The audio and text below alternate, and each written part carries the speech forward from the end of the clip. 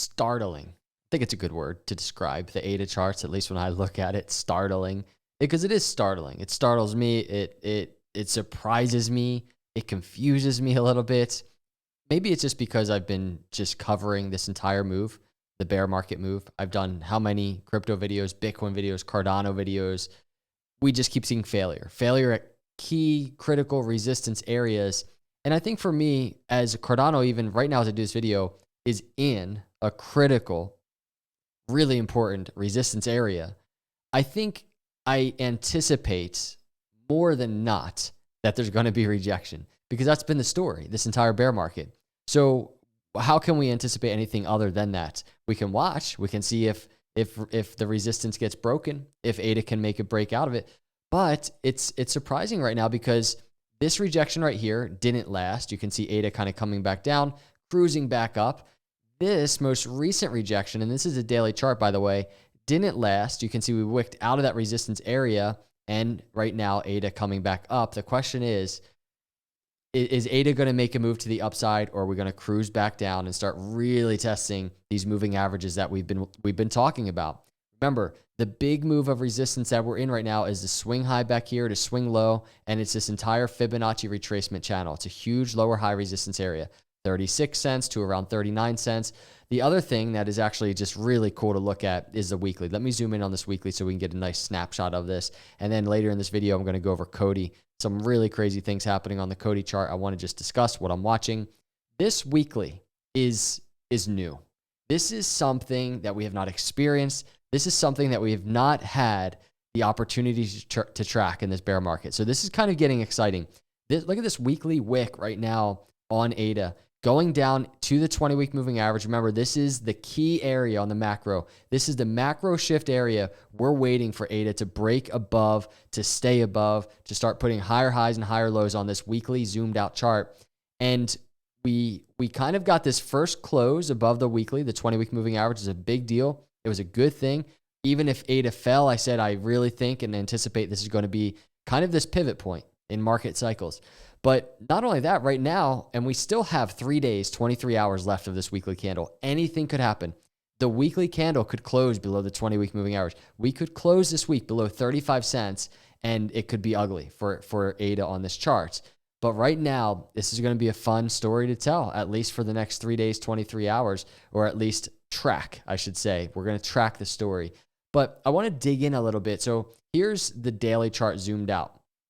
Now, one thing that we've been talking about, or just started talking about, was, if you remember, I charted this upper trend line, and I took it from these first two swing highs to be very conservative, not to, I wanted to make it hard for ADA bulls, meaning we could have moved it down a little bit and just kind of put the trend line there and just said, man, ADA's making a nice break above, but we really just used the first two swing highs, so the bull market high all the way back here, and then this swing high, and we just used that as our trend line. So ADA had a little bit more of a ways to go, and you can see right now, look at this. Besides all the resistance we just talked about, look at ADA right now at this trend line.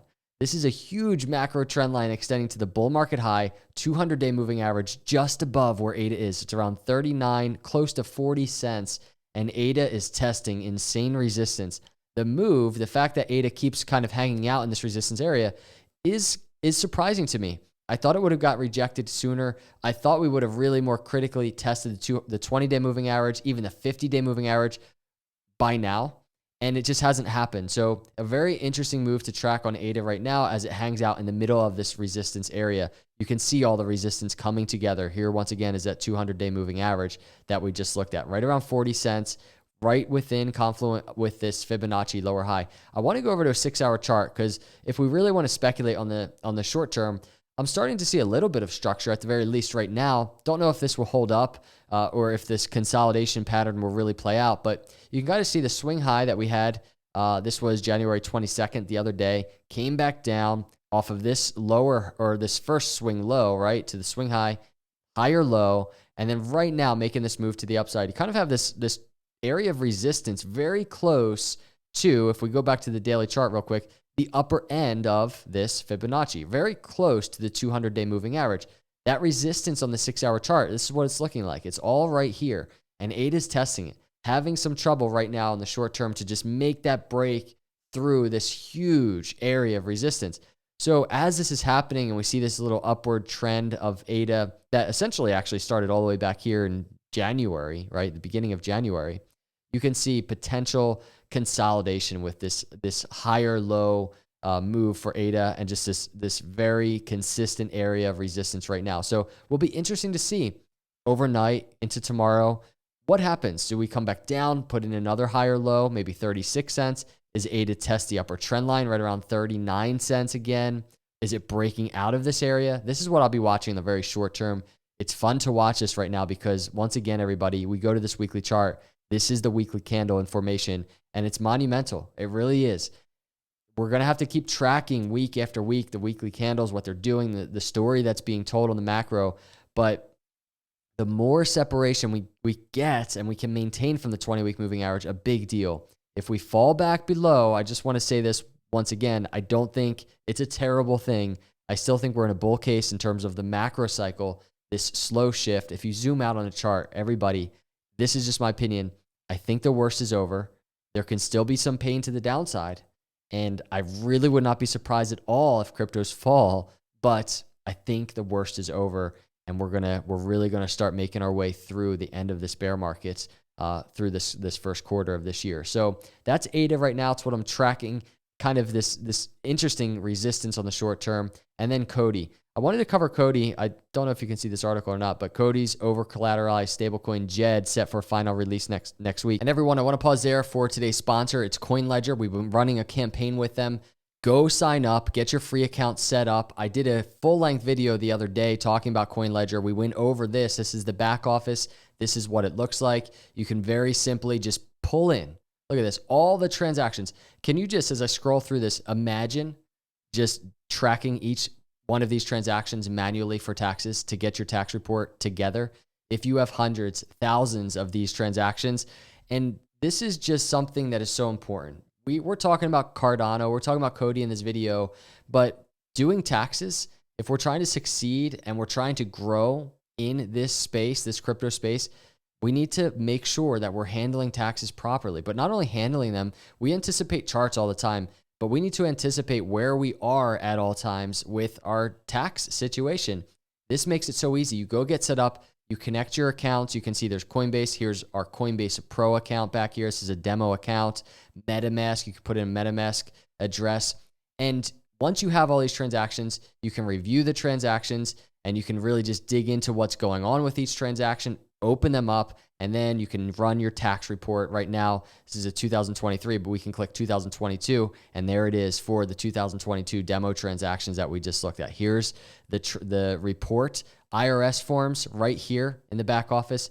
You can connect it tax filing software, CSV reports, if you need these reports, maybe for your CPA or however you're doing this.